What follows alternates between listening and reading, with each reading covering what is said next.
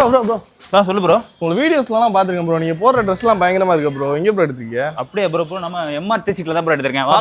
வா ப்ரோ நான் உனக்கு காட்டுறேன். நீங்க இன்ஜினியரிங் ஸ்டூடெண்டா, உங்களுக்கான காம்போ ஆஃபர் 450 கொடுக்குறாங்க.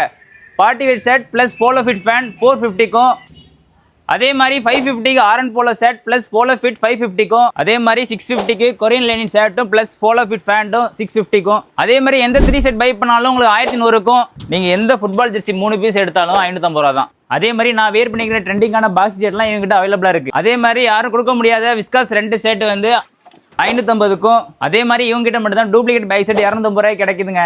அதே மாதிரி 2 piece down shoulder t shirt வந்து 550க்கும்.